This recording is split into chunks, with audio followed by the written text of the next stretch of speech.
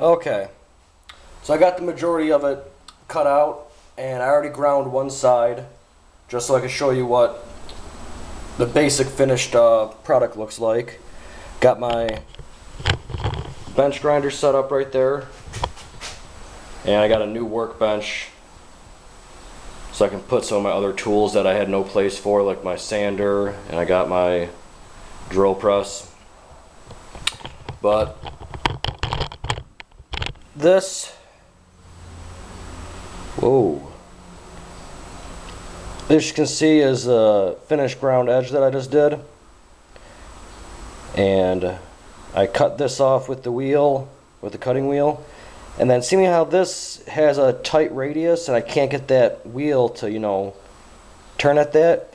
If you just go in and make a bunch of cuts, which didn't take very long, it's a lot faster to grind little nubs off than a solid piece of steel. So that's a good little trick to get rid of a lot of stock. Even if this was a softened piece, if you took a hacksaw and just cut a little bunch of notches in there, works just the same. So I'm gonna go ahead and I'm gonna start grinding on this, and you'll see the production as it goes. Remember, if it starts getting warm,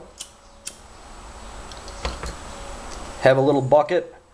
See my bucket of water right here? You know, give it a dunk in there. You don't want it to get too hot. It's dangerous for you, and it's not good for the steel. So I'm going to go ahead and put my gloves on.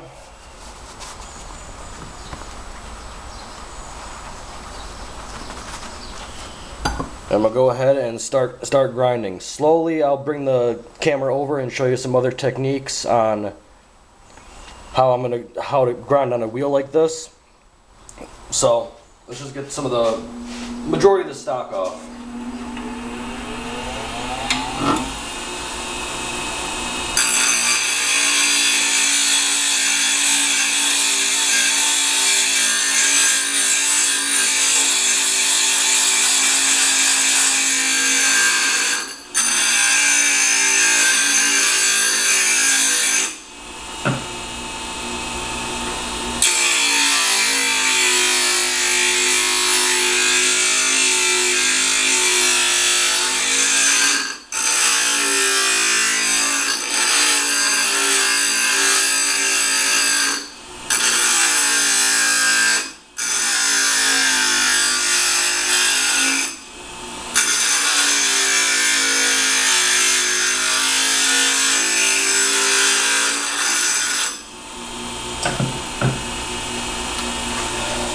As you can see, just with that little bit, you zoom out.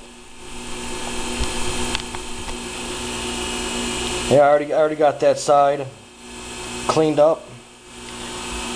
And one of the techniques that I like to use, bring this over here.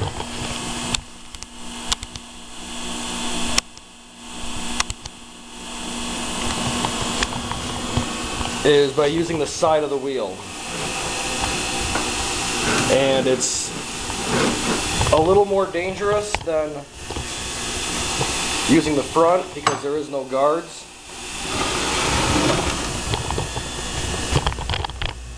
That's a good angle.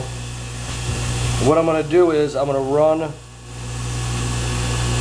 this side right here up against the side of the wheel and kind of move it back and forth to smooth this all out. So you get a nice smooth edge all the way across like that.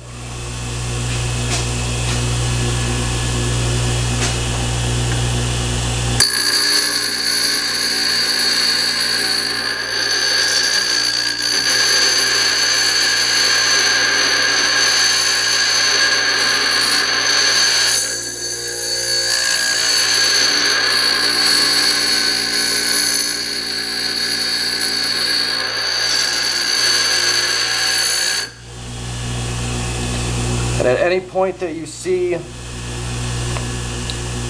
a little difference in your blade, like notice right here, it's not a smooth transition, you can go back to the front and take some off.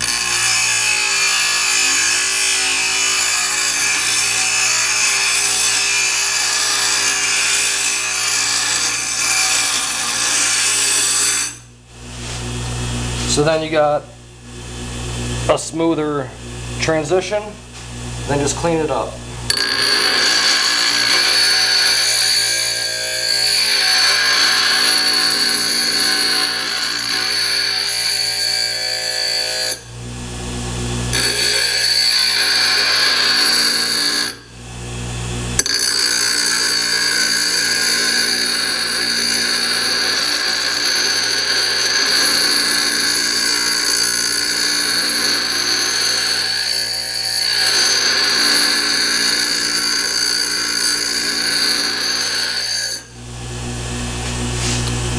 So you see now I got a nice clean transition.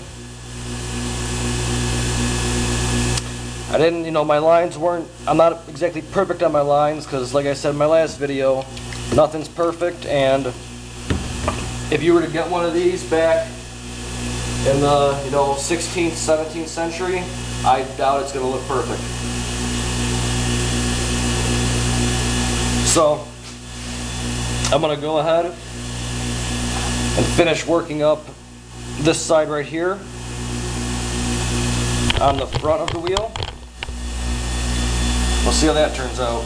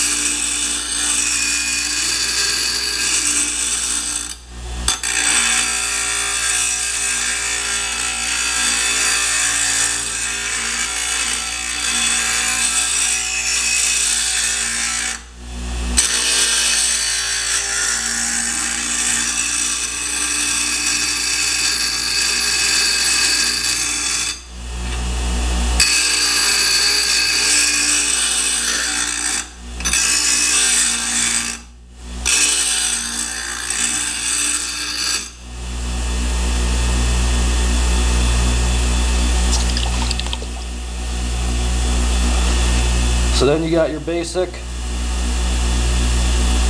handle,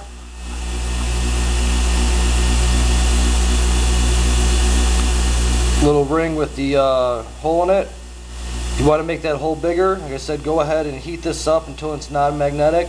Let it cool down by itself, and then you're able to re-drill that hole. But that's the basics of getting your shape down. So the next thing, after you're done doing that,